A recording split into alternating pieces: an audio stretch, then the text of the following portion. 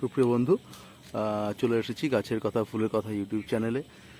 তো আজকে আমি ফেব্রুয়ারি মাসে লেবু গাছের কি পরিচর্যা করব বা লেবু গাছে কি পরিচর্যা করলে পরবর্তী সময় পরবর্তী বছরের জন্য আমি কিভাবে প্রচুর ফল বা ফুল পাবো, তো সেই বিষয়ে কিছু কথা। তো মূলত এই সময় দেখুন বন্ধু, এই সময় প্রচণ্ড বর্ষা, মৌসুমি বায়ুর প্রভাবে এই সময় বর্ষা হচ্ছে বা এই সময় প্রচুর বৃষ্টি হচ্ছে। তো এই সময় কিন্তু আমাদের লেবু গাছের কিছু রোগের উপদ্রব ঘটে। তো মূলত একটা হচ্ছে ক্যাঙ্কার রোগ, অর্থাৎ দেখা যায় পাতার মধ্যে দেখবেন অনেকটা ব্রাউন ব্রাউন ছোপ ছোপ ছোপ ছোপ হয়ে যায় অনেক ক্ষেত্রে। মূলত আমি দেখাতে পারছি না, কারণ এই মুহূর্তে আমার গাছগুলোতে সেরকম ক্যাঙ্কার রোগের আক্রমণ হয়নি। তো যাই হোক, তো সেই সময় সেই জন্য কিন্তু সেই একটা রোগ হয়। তো সেই জন্য সেই রোগের জন্য আপনাকে কিন্তু একটু খেয়াল রাখতে হবে, বা এই জন্য কিন্তু আপনাদেরকে অনেক সময় কি হয়, অনেক সময় কিছুটা বোরনের অভাব হতে পারে বা কিছুটা জিঙ্কের অভাব হতে পারে। তো সেই বিষয়গুলোর জন্য আপনাকে কিন্তু সেই ধরনের কিছু মিশ্র সার সাথে এবং কিছু স্প্রে যদি আপনাকে করতে হয়, তো সেই ক্ষেত্রে কিন্তু ক্যাঙ্কারের সেই আক্রমণটা থেকে আপনারা বাঁচতে পারেন। দ্বিতীয়ত বলবো, এই সময় কিন্তু আপনারা প্রুনিং পর্বটাও সারতে পারেন। অর্থাৎ যারা মনে করছেন আপনারা প্রুনিং করবেন, তারা কিন্তু এই গাছে অবশ্যই প্রুনিং করতে পারেন। দেখুন, আমার কিন্তু এই গাছে এখনও প্রচুর পরিমাণে ফল রয়েছে।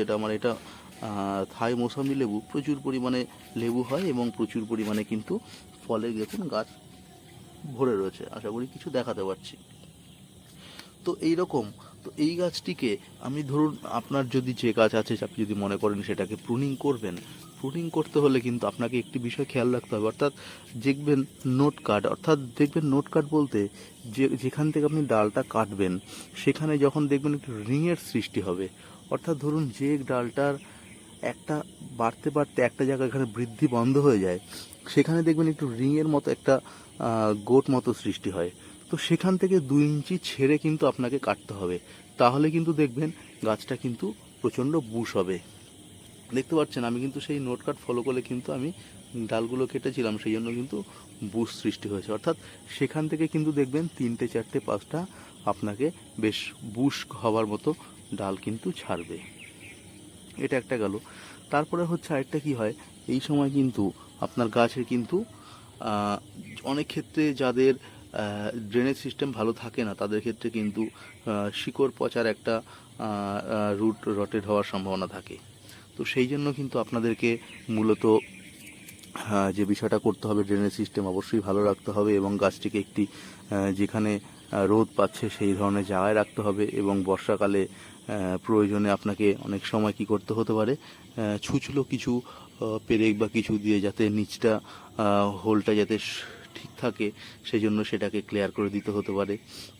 এবং প্রয়োজনে আপনাকে কী করতে হবে, হিউমিক অ্যাসিড ব্যবহার করতে হবে। হিউমিক অ্যাসিড ব্যবহার করলে কিন্তু শিকড়গুলো সুন্দরভাবে আবার গজিয়ে ওঠে। সেই জন্য হিউমিক অ্যাসিড 1 লিটার জলে আপনি হাফ চামচ মতো নিয়ে সেটাকে গুলে আপনি গাছের চারিদিক দিয়ে অল্প করে দিয়ে দিতে পারেন। তাহলে কিন্তু আপনার এই যে রুটেড যে ব্যাপারটা, সেটা কিন্তু সেই রটেডের ব্যাপারটা কিন্তু আপনারা অনেকটাই সেফ হতে পারবেন। আরেকটি বিষয় বলার, সেটা হচ্ছে যখনই আপনারা কিন্তু কাটিং করবেন তখনই কিন্তু আপনাদেরকে গাছে অবশ্যই ফাঙ্গিসাইড বা সাফ এই ধরনের ফাঙ্গিসাইড কিন্তু আপনাকে অবশ্যই স্প্রে করে দিতে হবে। এই বিষয়টি কিন্তু স্প্রে করতে ভুলবেন না। আরেকটি বিষয় হচ্ছে, এই সময় আপনারা যদি কখনো খেয়াল করেন যে গাছের গ্রোথ ঠিক মতো হচ্ছে না, সেই জন্য আপনাকে কিন্তু এই সময় কিন্তু মিশ্র খাবার অবশ্যই প্রয়োগ করতে হবে। সেক্ষেত্রে মিশ্র খাবার সম্পর্কে কি প্রয়োগ করবেন সেটা আমি আগের ভিডিওতে অবশ্যই বলেছি। তো আমি একটুখানি ব্রিফ করে দিই।